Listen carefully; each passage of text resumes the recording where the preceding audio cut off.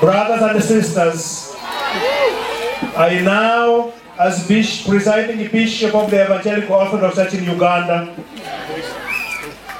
present and declare to you the Most Reverend Bishop Jacinto Kibuuka.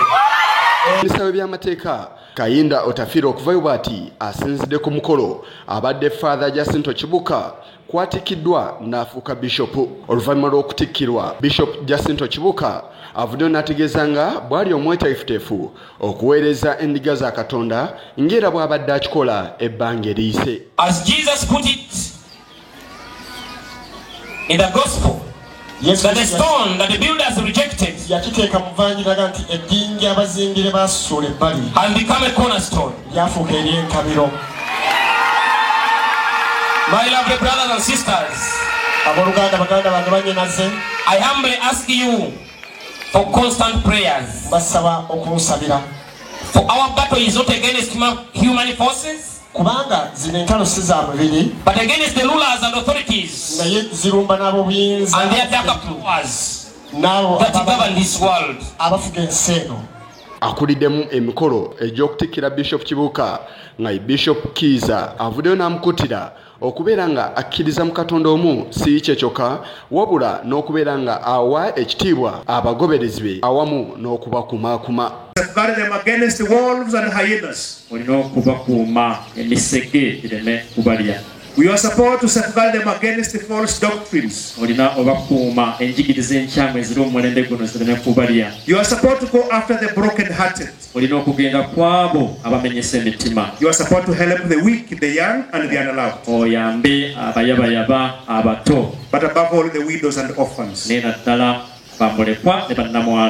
I want to thank you because you already have a school. Abadde omugenyi omukulu ku mukolo guno Minisita Kayinda Otafiire avuddeyo n'ategeeza nga gavumenti bw'eri neeteefuteefu okuwa obukuumi eri enzikiriza zonna era nti buvunaanyizibwa bwa buli mukulembeze okubeera nga awa ekitiibwa enzikiriza zonna. Yeewazizza abakulembeze okubeera nga basosolamu enzikiriza ezitali.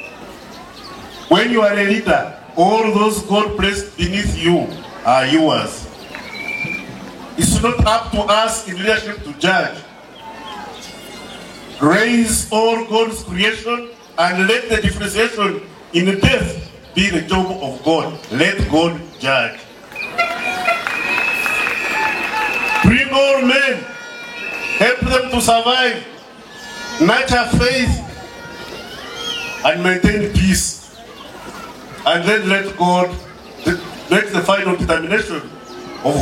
Kayinda Otafiire ategeezezza nga gavumenti weri eneeteefuteefu okubanga ekuuma enzikiriza zonna olw'ensonga nti ddembe lya buli muntu okusinza mu nsinza gy'aba ayagadde.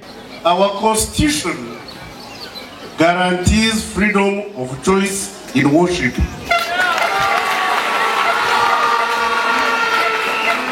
And I uphold that constitution. If I choose to belong to a religious group which is not yours, leave me alone.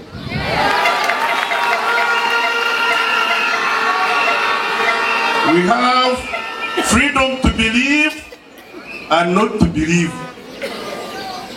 If you believe in God, you'll go to heaven. If you don't believe in Him, ensonga ekyakutte wansi ne waggulu ey'okubeera nga bannansi beebuuzibwa ku nnyingo 12 egendereddemu okujja ekkomo ku myaka gy'omukulembeze w'eggwanga nayo tagirese mabega. How does expansion of participation cause disaster? We are saying allow those who are 35 and those who are above 75 to participate in this race. That's all we are saying. We are not saying let them win. We are not saying let them be sole candidates. We are not saying we are going to run a one-party state. We are only saying expand and deepen democratic participation. To say no to that kind of postulate is epitomizing absolute ideological bankruptcy. Bishop Jacinto Kibuuka akwasiddwa ebintu ebitali bimu ebimukakasaako nga bw'afuuse bishop era okuweereza ensi yonna. Obuvunaanyizibwa obwamutikiddwa kwe kubeera bishop w'ekitundu ky'amasikati ga Nyaffe Uganda awamu n'obuvanjuba bwa Nyaffe Uganda, muno mwakutwaliramu ebitundu by'Embale n'ebitundu ebirala. Bishop Jacinto Kibuuka awezezza ebbanga lya mwaka gumu n'emyezi 3 okuva lwe yatandika okuweereza mu kyaki eya Evangelical Orthodox Church, era ng'eno abasumba bamo bakkirizibwa okuwasa wabula beewazisibwa okunywa omumbejja Namalwa. Isa Kigongo ku lwa Channel 44 olweggulo.